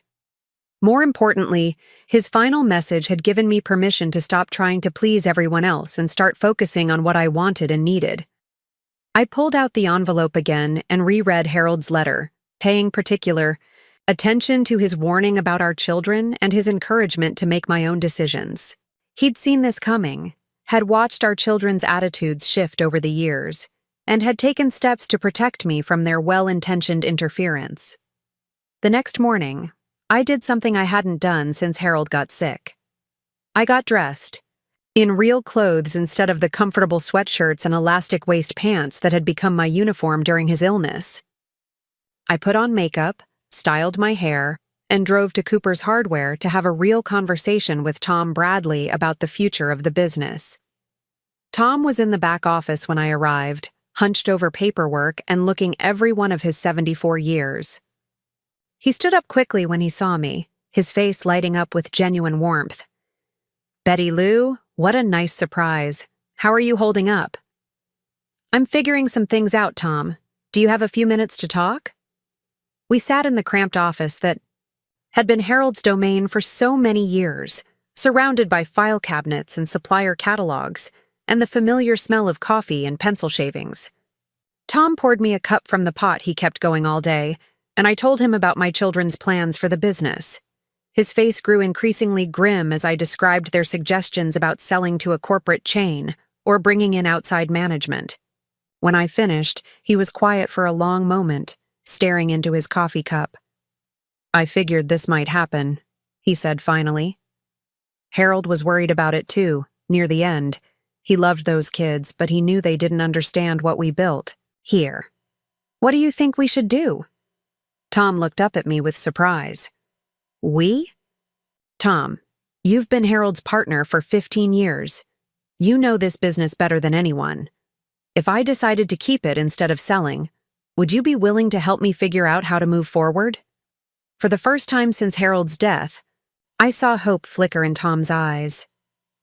"Betty Lou, I'd be honored to help. I've got maybe 5 good years left in me, and I'd rather spend them teaching someone who cares about this place than watching it get absorbed into some corporate chain." We spent the next 2 hours talking about possibilities. Tom had ideas about bringing in younger management, about expanding our customer service programs, about partnering with local contractors and builders to increase our commercial sales. He'd been thinking about these things for years, but had never felt comfortable suggesting major changes while Harold was ill. "The thing is," Tom said, "this business could really thrive with the right leadership. We've got loyal customers, good relationships with suppliers, and a reputation in the Bao community that money can't buy. But it needs someone who understands that it's not just about profit margins." As I drove home that afternoon, I felt something I hadn't experienced in months. I felt excited about the future. Not just resigned to whatever my children decided, not just hoping to avoid conflict, but genuinely enthusiastic about possibilities. I could keep the hardware store and work with Tom to ensure it continued serving the community Harold had loved. I could stay in my home, surrounded by memories and neighbors who'd known Harold and me for decades. I could use Harold's hidden resources to maintain my independence and make choices based on my own priorities rather than my children's convenience. Most importantly, I could honor Harold's legacy in a way that reflected what he'd actually valued rather than what would generate the highest financial return. But first, I needed to have another conversation with my children. Not to ask their permission or seek their approval, but to inform them that I'd made some decisions of my own. That evening, I called each of them and asked them to come to the house on Saturday for another family meeting. This time, I would be setting the agenda. Saturday morning arrived crisp and clear, the kind of autumn day that made Millbrook look like a postcard. I'd spent the entire week preparing for this conversation, not just mentally, but practically. I'd met with our family lawyer, Tom Bradley, and even driven to Jefferson City to open a new business account at a different bank. Every step I took felt deliberate, purposeful, like I was reclaiming parts of myself that had been dormant for too long. I set the dining room table with Harold's good china, the set his mother had given us for our wedding, not because this was a celebration, but because I wanted to remind my children that this house, this table, these dishes represented decades of memories and traditions that couldn't be reduced to dollar amounts on an appraiser's notepad. Rebecca arrived first, as always, but this time I noticed she'd dressed down slightly. Instead of her usual power suit, she wore dark jeans and a cashmere sweater, probably her version of casual family attire. She carried a leather portfolio, which told me she'd come prepared with more documents and presentations. "You look nice, Mom," she said, and I realized she was right. I'd taken care getting ready this morning, wearing the navy dress I'd bought for Harold's retirement party 3 years ago, the one that still fit perfectly and made me feel confident. I'd styled my hair and even put on the pearl necklace Harold had given me for our 25th anniversary. Michael arrived 20 minutes later with an apology about traffic and the smell of fast food on his clothes. He seemed subdued, probably, still uncertain about how to act around me after the incident with Crystal. He hugged me carefully, like he wasn't sure if I was still angry with him. Sarah was the last to arrive, and she came alone this time, having arranged for her ex-husband to watch the girls. She looked tired and stressed, which made me wonder what conversations she'd had with her siblings about this meeting and what they'd asked her to say to me. "Thank you all for coming," I said once we were seated around the dining room table. "I know we all have busy lives, but there are some things I need to discuss with you." Rebecca immediately pulled out her portfolio. "Mom, before you start, I brought some additional information about the retirement communities we discussed. I actually drove down to Jefferson City last weekend and toured 3 different facilities. I think you'd really like Sunset Manor. It has a library and they offer classes in watercolor painting." She slid a glossy brochure across the table toward me, but I didn't pick it up. Instead, I looked at my daughter and wondered when she'd become someone who thought a library and art classes would be sufficient to replace the life I'd built with her father. "Rebecca, I appreciate the time you spent looking at those places, but I won't be needing that information." "What do you mean?" "I mean I've decided not to move to a retirement facility. I'm staying in this house." The 3 of them exchanged glances, and I could see Michael starting to lean forward with objections already forming on his lips. I raised my hand to stop him before he could speak. "I've also decided not to sell Cooper's Hardware. Tom Bradley and I have been discussing ways to expand the business while maintaining its community focus. I'm going to remain actively involved in its operations." Now they were all staring at me with expressions that ranged from surprise to concern to what looked uncomfortably like annoyance. Sarah spoke first, her voice gentle but worried. "Mom, are you sure that's wise? I mean, running a business is a lot of stress, and you've been through so much lately." "Sarah, I helped run that business for 15 years before your father got sick. I'm not learning something new. I'm returning to something I'm already good at." Michael cleared his throat. "But Mom, what about the practical issues we discussed? The house maintenance, the financial complexity, the day-to-day responsibilities? These are real concerns." "You're absolutely right, Michael. They are real concerns, and I'm perfectly capable of addressing them." Rebecca had been quiet, but now she leaned forward with the expression she probably used in corporate meetings when someone presented an idea she considered fundamentally flawed. "Mom, I'm going to be direct with you because I love you too much to let you make a mistake you'll regret. You're talking about taking on enormous responsibilities at a time when you should be reducing stress and focusing on your emotional healing. These decisions sound like they're being made from a place of grief rather than practical planning." There it was again. The suggestion that my grief was impairing my judgment, that my reluctance to accept their plans was evidence of emotional instability rather than legitimate disagreement with their priorities. "Rebecca, let me ask you something. If your husband died and someone suggested you were too grief-stricken to make rational decisions about your career and your home, how would you respond?" She blinked, clearly not expecting the comparison. "That's different. I'm not 72 years old." "So you're saying that grief affects 72-year-old women differently than it affects 45-year-old women?" "I'm saying that major life decisions are harder at any age when you're dealing with loss, and they're especially challenging when you're also dealing with the physical and cognitive changes that come with aging." Physical and cognitive changes. Rebecca was suggesting, politely but clearly, that I was becoming mentally incompetent due to my age. In her mind, my resistance to their plans wasn't evidence of independent thinking. It was evidence of decline. "What specific cognitive changes have you observed in me, Rebecca?" Another uncomfortable silence, and I could see my children struggling with how to respond. They couldn't point to any actual evidence of mental decline because there wasn't any. I was managing my household, my finances, my medical care, and my daily responsibilities just as competently as I always had. But my refusal to agree with their suggestions had convinced them that something must be wrong with my thinking. "Mom," Sarah said softly, "we're not saying there's anything wrong with you. We're just worried that you're taking on too much too, soon after losing Dad." What would be the right amount of time to wait before making decisions about my own life? Sarah looked helplessly at her siblings.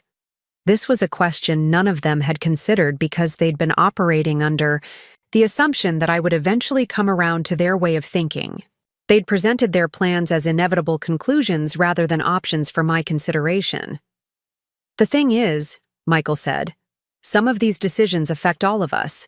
I mean, the business and the house are part of Dad's estate, and eventually they're going to be part of our inheritance.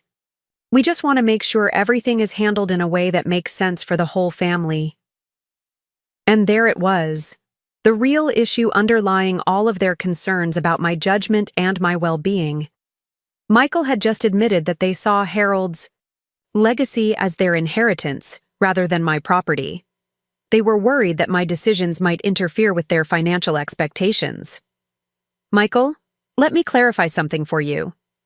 Your father's estate belongs to me. The house is in my name, the business is in my name, and all of the investment accounts are in my name. You don't have an inheritance until I decide to give you one." The temperature in the room seemed to drop several degrees. Rebecca's face had gone pale, and Michael was staring at me like I'd spoken in a foreign language. "Of course, Mom," Rebecca said carefully. "Legally, everything belongs to you. But Dad always talked about keeping things in the family, about passing down what you built together to your children and grandchildren. Your father and I did talk about that, but we also talked about making sure his legacy was preserved and his values were honored. Selling the business to a corporate chain and putting me in assisted living doesn't accomplish either of those goals." I could see them struggling to process this shift in the conversation. They'd come here expecting to convince me to accept their plans, possibly with some minor modifications to address my concerns. They hadn't prepared for me to reject their entire approach and announce my own decisions. "Mom," Sarah said, "what if we try to compromise? What if you kept the house for now but let us help you bring in some management for the business? That way you wouldn't have all the day-to-day stress, but you could still be involved in major decisions." It was a reasonable suggestion, the kind of middle ground that the old me might have accepted as a way to keep peace in the family. But I'd learned something important over the past few weeks. Compromise with people who don't respect your autonomy usually means accepting a smaller version of what they want, rather than getting what you actually need. "Sarah, what kind of management are you talking about?" She looked toward Rebecca for support before answering. "Well, maybe we could find a general manager who could handle the daily operations, and you could focus on the parts you enjoy most. And who would make the hiring decision for this general manager? We'd all discuss it as a family." "Including me?" "Of course, including you."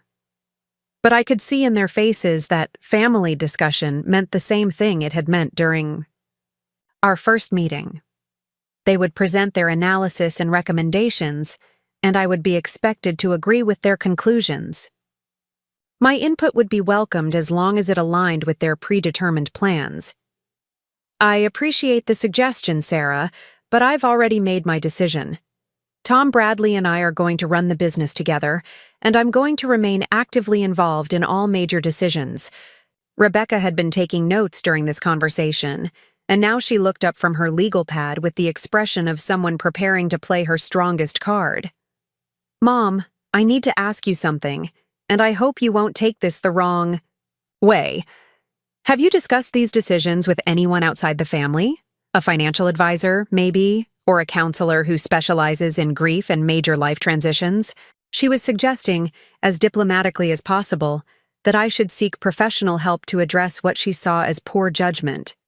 In Rebecca's world, this probably seemed like a reasonable escalation. If the family couldn't convince me to make sensible decisions perhaps a trained professional could help me see reason. As a matter of fact, I have spoken with several professionals. I've met with our family lawyer to review my legal options. I've consulted with a financial advisor about managing the business assets, and I've spoken with Tom Bradley about the practical aspects of business operations. Rebecca's eyes sharpened. You've been meeting with advisors without telling us? I've been meeting with advisors because I'm a competent adult who owns a business and manages significant financial assets. I don't need anyone's permission to seek professional advice. About my own affairs, the three of them were silent for a long moment, and I could practically see them reframing their understanding of the situation. I wasn't a grieving widow who needed their guidance to navigate complex decisions. I was a business owner who'd been consulting with professionals and making informed choices about my future. What did the lawyer say? Michael asked. He confirmed that I have complete legal authority to make decisions about the business and the house. He also helped me understand some options I hadn't considered for structuring things in a way that protects both my interests and the interests of our employees. What kind of options? Rebecca asked, her lawyer instincts apparently kicking in. I reached into my purse and pulled out a folder I'd prepared for this meeting. Inside were copies of documents I'd had prepared over the past week, legal papers that would formalize the decisions I'd been explaining to them. I'm establishing a trust that will maintain family ownership of Cooper's Hardware, while ensuring it continues to operate as a community-focused business. Tom Bradley will serve as general manager for the next 5 years, training younger staff, to eventually take over operations.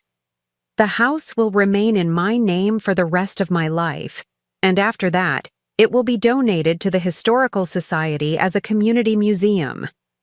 I handed each of them a copy of the trust documents and watched their faces as they read through the legal language. Rebecca was the first to understand the implications. Mom, this trust structure means that the business can never be sold to outside buyers, and donating the house means it won't be part of your estate. That's correct. Michael looked up from his documents with an expression of growing panic. But what about our inheritance? What about the financial security you and Dad always said you wanted to provide for us and our children?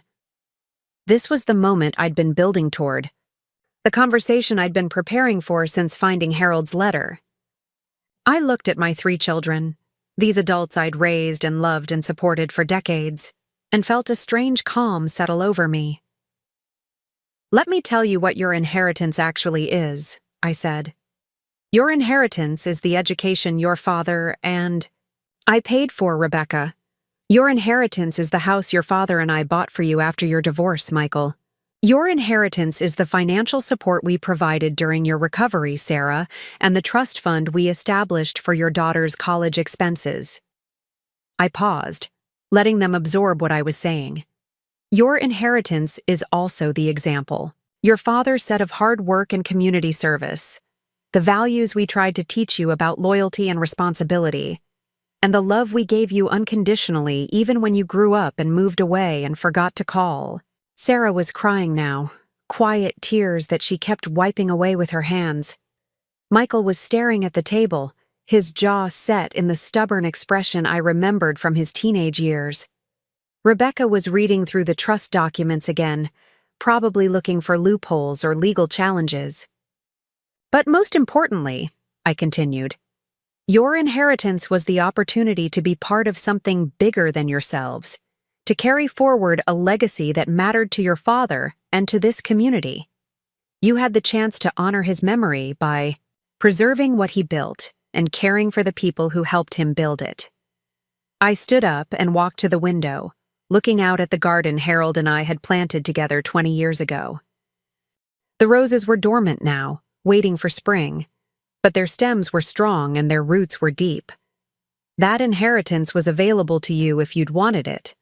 But at your father's funeral, when you walked away from his grave without a backward glance, when you started making plans to liquidate everything he valued, you showed me that you weren't interested in that kind of inheritance. I turned back to face them. So I've found other people who are interested. Tom Bradley, who worked beside your father for 15 years. Martha Johnson, who's been our bookkeeper for 8 years and knows every customer by name. Jim Rodriguez, who started as a part-time high school employee and is now our best salesperson. Rebecca had stopped reading and was looking at me with something that might have been respect mixed with shock. You're giving our inheritance to Dad's employees? I'm preserving your father's legacy in a way that honors his values and serves his community. The people who work at Cooper's Hardware appreciate what your father built because they helped him build it. They understand that it's not just a business, it's a cornerstone of this town. Michael finally spoke, his voice thick with emotion that I couldn't quite identify. So, that's it? We get nothing? You get the same thing everyone else gets from their parents. You get the foundation we provided, the opportunities we created, and the knowledge that you were loved. Whether you build something meaningful on that foundation is up to you. The room was quiet, except for the sound of Sarah's soft crying and the ticking of the grandfather clock Harold had inherited from his father. I sat back down at the table and looked at each of my children in turn. I want you to understand that this isn't about punishment. This isn't about anger or revenge or trying to hurt you. This is about me finally understanding that love doesn't mean giving people whatever they want regardless of whether they've earned it or appreciate it. I reached across the table and touched Sarah's hand. Sweetheart, I will always love you, all of you. But I won't let you treat your father's memory or my autonomy as inconveniences to be managed for your financial benefit. Rebecca closed the folder of trust documents and looked directly at me. Mom, I think I understand what you're saying. But don't you think this is a pretty drastic response to what amounts to a disagreement about timing and methodology? Rebecca, 3 weeks ago, your brother brought a stranger into my home to appraise my belongings without asking my permission. You've suggested repeatedly that my grief is impairing my judgment. All 3 of you have treated the idea of me maintaining my independence as a problem that needs solving rather than a choice that deserves respect. I stood up again, feeling suddenly tired but also strangely light, like I'd been carrying something heavy for months and had finally set it down. This isn't about a disagreement over timing and methodology. This is about you seeing me as someone who needs managing rather than someone who deserves respect. And I've decided I'm too old to spend my remaining years trying to convince my own children that I'm still a person worth listening to. Michael pushed back his chair and stood up abruptly. Fine, Mom, if that's how you want it. But don't expect us to pretend we're okay with this when you're giving away everything Dad worked for to people who aren't even family. Michael, wait. But he was already headed for the door, and a moment later we heard his truck start up in the driveway. Rebecca was gathering up her papers, her movements careful and controlled. Mom, I hope you'll reconsider some of these decisions. I think you're acting from a place of hurt, and I'd hate for you to do something permanent that you might regret later.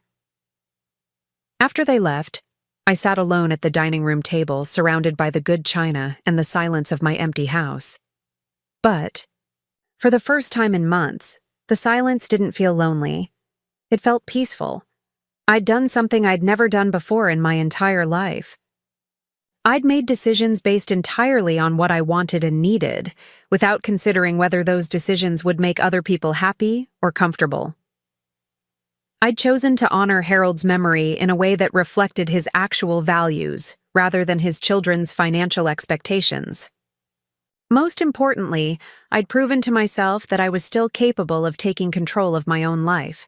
Still able to think clearly and act decisively despite being 72 years old and recently widowed. The woman who'd stood alone at Harold's graveside 2 months ago, watching her children treat their father's funeral like a networking event, was gone. In her place was someone I was just beginning to remember, someone who'd had opinions and preferences and the strength to defend them. Someone who'd forgotten for a while that love doesn't require surrendering your dignity. That evening, I called Tom Bradley to let him know that the trust documents had been signed and that we could begin making plans for the future of Cooper's Hardware. His voice was thick with emotion when he thanked me, and he promised that Harold would have been proud of what we were building together. I also called the Historical Society to discuss the eventual donation of the house. The director, an enthusiastic young woman named Jennifer, was thrilled at the prospect of preserving one of Millbrook's original family homes as a community museum. "Mrs. Cooper," she said, "this is exactly the kind of legacy preservation that keeps communities connected to their history. Your husband would be so honored to know that your family home will educate and inspire future generations." After those calls, I sat in Harold's chair with a cup of tea and thought about the conversation I'd had with my children. Part of me felt sad about the rift that had opened between us, but a larger part felt relieved. For the first time since Harold's death, I'd spoken my truth clearly and completely. I'd stopped trying to manage their emotions or protect their feelings at the expense of my own dignity. Tomorrow I would begin the next phase of my life, not as a grieving widow waiting for other people to make decisions about her future, but as Betty Lou Cooper, business owner and community member, someone with purpose and agency and the wisdom that comes from 72 years of learning and growing. My children might never understand or forgive the choices I'd made today, but for the first time in months, I could look at myself in the mirror and respect the woman looking back at me. 3 months after that final family meeting, I stood in the newly renovated office at Cooper's Hardware, watching Tom Bradley train Jennifer Martinez, our newest management trainee. The morning sun streamed through windows I'd had cleaned and updated, casting warm light on walls we'd painted a soft sage green. The whole space felt renewed, purposeful, alive with possibility. Tom was explaining our new customer loyalty program to Jennifer, a 32-year-old mother of 2 who'd started as a part-time cashier and had quickly shown herself to be a natural leader. She asked thoughtful questions, took detailed notes, and treated every customer interaction like it mattered personally. Watching her work reminded me why Harold had always believed that the right people could transform a business into something more than just commerce. "Mrs. Cooper," Jennifer said as I passed through the office. The delivery from Anderson Lumber came in early. Jim's already checking the order against the invoice. I nodded and continued toward the front of the store, where Martha Johnson was helping an elderly gentleman select paint colors for his kitchen renovation. Martha had been our bookkeeper for 8 years, but she'd turned out to have a real talent for design consultation. We'd created a new position for her as our interior project coordinator, and she'd already helped a dozen customers plan major home improvements. This was what Harold had dreamed about during those long nights when his health was failing and he worried about the future of the business. Not just maintaining what we'd built, but growing it in ways that served our community better. We'd added services, expanded our inventory, and created advancement opportunities for employees who'd been with us for years. The financial results had exceeded even Tom's optimistic projections. Our revenue was up 30% from the previous year, and our customer satisfaction scores were the highest they'd ever been. But more importantly, we'd achieved something that couldn't be measured in spreadsheets. We'd created a workplace where people felt valued and customers felt genuinely cared for. My phone buzzed with a text message from Sarah. It was the first communication I'd had from any of my children since our confrontation 3 months ago, and my heart rate quickened as I read it. "Mom, I've been thinking about everything that happened. Could we talk sometime? I'd like to understand better." I stared at the message for a long moment, feeling a complex mixture of hope and wariness. Sarah had always been the most emotionally intuitive of my children, the one most likely to recognize when she'd made a mistake. But I'd been hurt too deeply to simply welcome her back without knowing that she'd genuinely changed her perspective. I typed back, "I'd be willing to talk. When works for you?" Her response came quickly. "Could I come by the house this evening? Around 7?" I agreed and spent the rest of the day wondering what Sarah wanted to say, and whether I was ready to hear it. Part of me missed my children terribly, missed the illusion of closeness we'd maintained even when they were taking me for granted. But I'd worked too hard to reclaim my dignity to surrender it again for the sake of family harmony. That evening, I prepared carefully for Sarah's visit. I made coffee and set out cookies, not because I felt obligated to play hostess, but because I wanted to create an atmosphere that might encourage honest conversation. I'd learned the difference between nurturing others and diminishing myself, and I was determined to maintain that distinction. Sarah arrived exactly on time, looking nervous, and carrying a small bouquet of daisies from her garden. She'd always been thoughtful about little gestures like that, and I appreciated the effort, even though I wasn't ready to be completely welcoming. "Thank you for seeing me, Mom," she said, as I led her into the living room. "I wasn't sure you would." "I wasn't sure I would, either," I replied honestly. "But I'm curious about what you want to say." She sat on the edge of the couch, turning the coffee cup in her hands without drinking from it. "I've been doing a lot of thinking about what happened, about how we treated you after Dad died. And I've been talking to my therapist about family, dynamics and grief and how people sometimes handle loss by trying to control everything around them." I nodded but didn't respond, waiting to see where this conversation was headed. "I think we were so scared of losing you too that we convinced ourselves you needed protecting, even from your own decisions.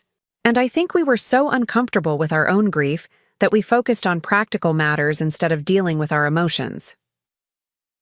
It was a thoughtful analysis, the kind of insight I'd hoped one of my children might eventually reach. But insight, without acknowledgement of harm, wasn't enough for me anymore. "Sarah, those might be explanations for your behavior, but they don't change the impact it had on me." She nodded quickly. "You're absolutely right. I'm not trying to excuse what we did. I'm trying to understand it so I can apologize properly and figure out how to do better. Tell me what you think you need to apologize for." Sarah set down her coffee cup and looked directly at me. "I need to apologize for treating you like you were incompetent when you were dealing with the most difficult loss of your life. I need to apologize for going along with Rebecca and Michael's plans instead of asking what you wanted. I need to apologize for assuming that we knew what was best for you better than you did." She paused, tears forming in her eyes. "And I need to apologize for forgetting that you're not just my mother, you're Betty Lou Cooper, a woman who raised 3 children and helped build a successful business and took care of Dad for 3 years without complaining. You deserved our respect, not our management." The tears were flowing freely now, and I felt my own eyes filling up. This was what I'd been hoping to hear from one of my children, an acknowledgement that they'd seen me as less than I was, and a recognition that I deserved better treatment. "Thank you," I said softly. "That means more to me than you know. Mom, I also want you to know that I think what you did with the business and the house was brilliant. I drove by Cooper's Hardware last week, and it was bustling with activity. I talked to Martha for a few minutes, and she told me about all the new services you're offering and how much the employees love working there." Sarah wiped her eyes with a tissue and continued. "I also looked up some information about the Historical Society, and the museum project sounds incredible. The idea of preserving our family home as a place where future generations can learn about Millbrook's history, that's exactly the kind of legacy Dad would have wanted." I felt a warm glow of validation at her words. The past 3 months had been fulfilling but sometimes lonely, and having one of my children recognize the value of what I'd accomplished meant more than I'd expected. "What about Rebecca and Michael?" I asked. "How do they feel about everything?" Sarah's expression grew more cautious. "Rebecca is still pretty angry, to be honest. She feels like you blindsided us with decisions that should have been made as a family. She's having trouble accepting that you had the right to make those choices without our input." "And Michael?" "Michael is hurt, I think. He's been struggling financially since his last divorce, and he was counting on an inheritance to help him get back on his feet. He's not angry like Rebecca, but he's disappointed." I felt a pang of sympathy for Michael, remembering the little boy who used to help Harold organize screws and washers at the hardware store.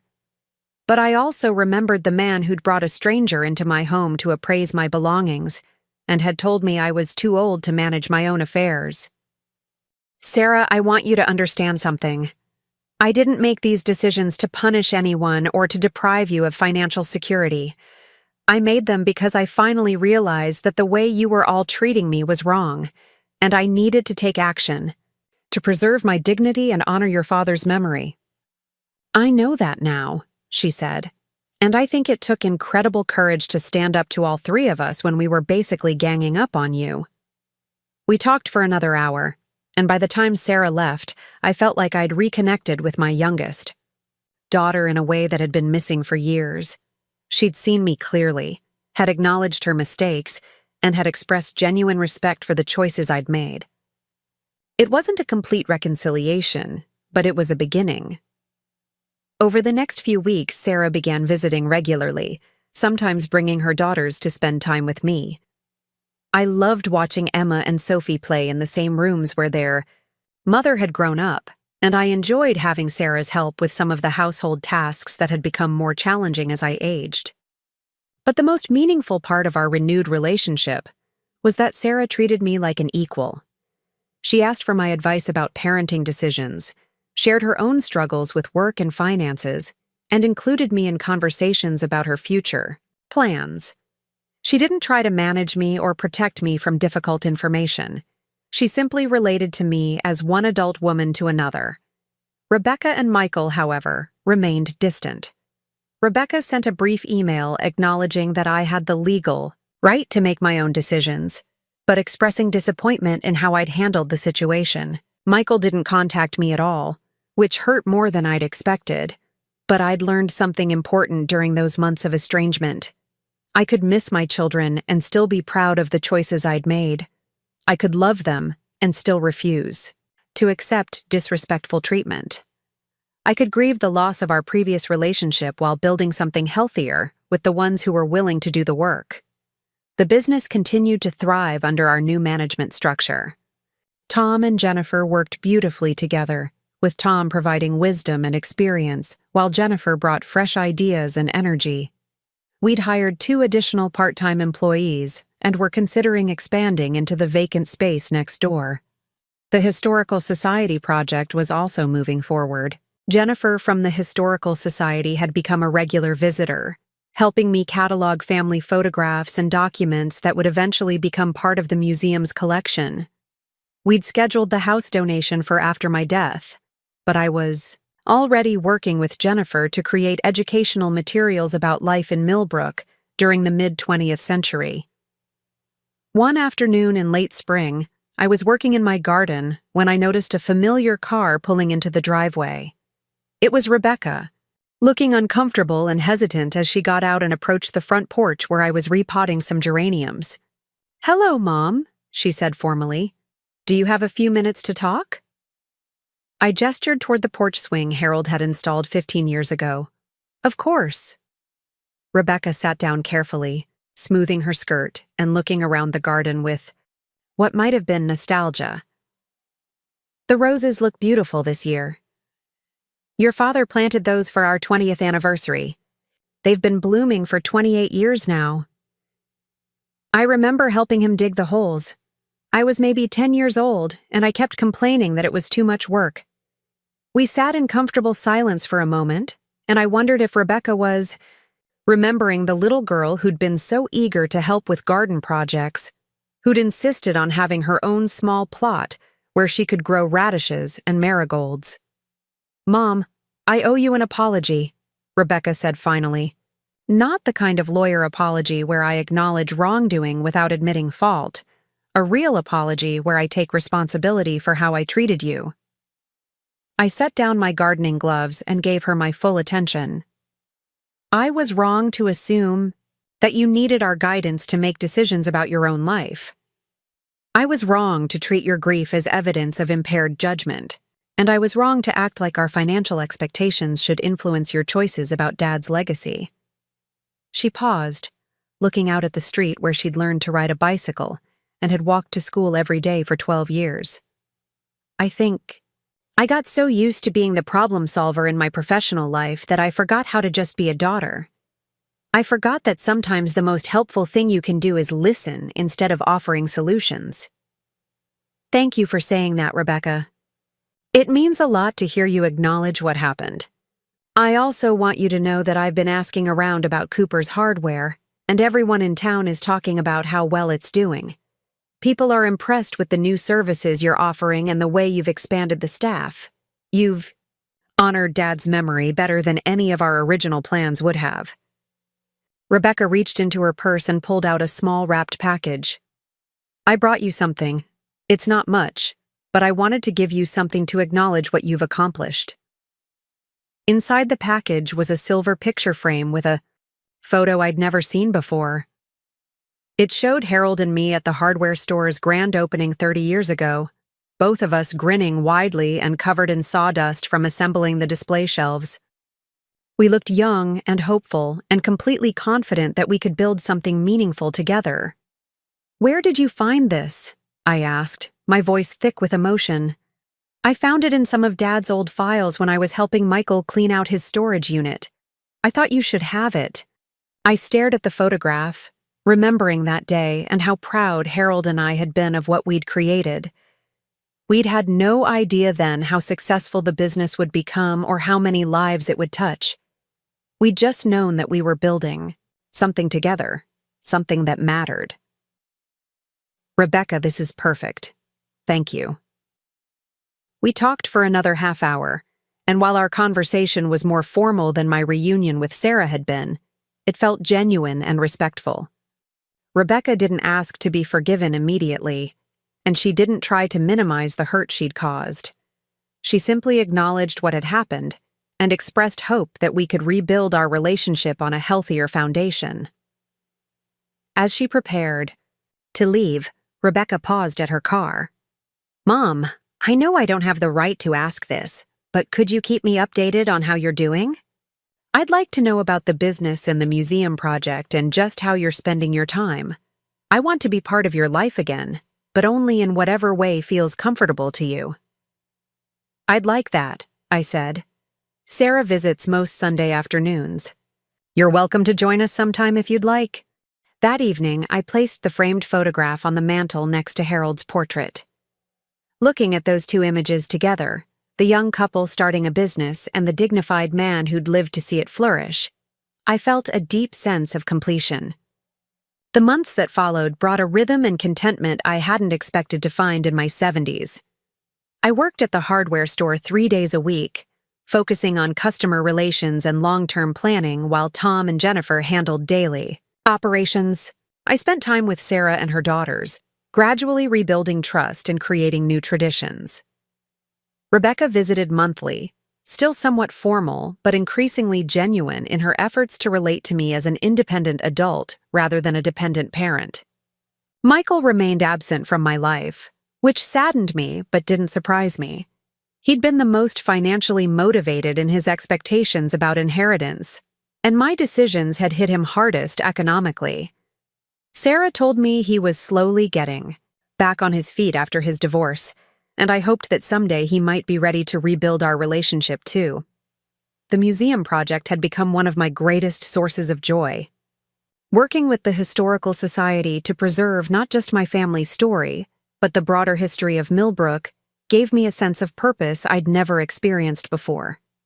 I was creating something that would outlast me, something that would help future generations understand where they came from and what their community had valued. On a crisp October morning exactly 1 year after Harold's death, I found myself back at Millbrook Cemetery, standing before his grave with an armload of flowers from our garden. But this time I wasn't alone. Sarah and her daughters were with me, along with Tom Bradley, Martha Johnson, and several other employees from the hardware store. We'd planned a small memorial service to mark the anniversary of Harold's passing, but it had grown into something larger as word spread through the community. Customers, neighbors, and business associates had asked to join us, wanting to pay their respects to a man who'd made a difference in their lives. As I placed the flowers on Harold's grave, I thought about the woman who'd stood in this same spot a year ago, watching her children walk away without a backward glance. That woman had felt invisible, powerless, forgotten by the people she'd loved most. She'd wondered if anyone would remember her husband's contributions or value the life they'd built together. Now I was surrounded by people who understood Harold's legacy and were committed to carrying it forward. The business he'd poured his heart into was thriving under caring management. The home we'd shared would become a place where future generations could learn about the values that had shaped their community. The employees he'd mentored were advancing in their careers and training others to follow in their footsteps. Most importantly, I was no longer the invisible woman who'd disappeared into the background of her own life. I was Betty Lou Cooper, business owner and community leader, someone with purpose and agency and the respect of people whose opinions mattered to me. Tom Bradley stepped forward to say a few words about Harold's impact on the business and the community. Martha shared a story about Harold's kindness during her divorce 5 years ago. Jennifer from the Historical Society talked about the importance of preserving local history and honoring the people who'd built something lasting. But the moment that meant the most to me came when Sarah approached the grave with her daughters. 8-year-old Sophie placed a small bouquet of dandelions she'd picked that morning beside my roses, and 6-year-old Emma whispered, "Thank you for taking care of Grandma Betty Lou, Grandpa Harold." My granddaughters didn't know the details of what had happened over the past year, but they understood that their grandfather had loved me and that I was someone worth taking care of. That simple recognition from the next generation felt like a blessing on the choices I'd made and the life I was building. As the small crowd began to disperse, Sarah slipped her arm through mine. "Dad would be so proud of you, Mom, of everything you've accomplished, everything you've preserved, everything you've become." Walking back to the car with my daughter and granddaughters, I felt Harold's presence in a way that was comforting rather than sad. He'd given me the tools I needed to build a meaningful life after his death. His final letter had given me permission to value myself. His hidden financial resources had given me independence. His example of integrity and community service had shown me how to honor his memory while creating my own legacy. The children who'd abandoned me at his funeral had taught me something important too. They'd shown me that love without respect is empty, that family bonds without mutual consideration are worthless, and that my value as a person wasn't dependent on their approval or appreciation. Some stories end with dramatic reconciliations, where everyone learns their lesson and families are perfectly restored. But real life is more complicated than that. Some relationships can be rebuilt on healthier foundations, like my connection with Sarah and my gradual rapprochement with Rebecca.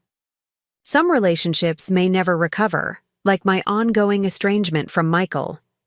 And sometimes that's okay. What matters isn't whether everyone comes around to appreciating you. What matters is that you appreciate yourself enough to demand the respect you deserve and to build a life that reflects your values rather than other people's expectations. I was 73 years old, and I was just beginning to understand who Betty Lou Cooper really was when she wasn't trying to please everyone else. I was someone who could run a business, preserve a legacy, and create meaningful relationships with people who valued what I had to offer. I was someone who could stand at her husband's grave surrounded by genuine mourners rather than obligation-bound relatives. I was someone who could look in the mirror and respect the woman looking back. That night, I sat in Harold's chair with a cup of tea and the photo Rebecca had given me, thinking about the young couple in the picture and the life they'd built together. We'd created something worth preserving, something that would outlast both of us and continue to serve our community long after we were gone. But more than that, I'd learned to preserve myself. Not the diminished version of myself that had accepted invisibility and disrespect, but the whole person I'd always been underneath the roles of wife and mother. The person who had opinions and preferences and the strength to defend them. The person who deserved to be seen and heard and valued for who she was rather than what she could provide for others. My children had left me at their father's funeral, but in doing so, They'd forced me to discover that I didn't need them to validate my worth or determine my future. I'd buried their inheritance because I'd finally learned the difference between being loved and being respected, between being needed and being valued. And in making that choice, in standing up for myself and honoring Harold's true legacy, I'd found something more precious than money or family harmony. I'd found myself. Up next, you've got 2 more standout stories right on your screen. If this one hit the mark, you won't want to pass these up. Just click and check them out.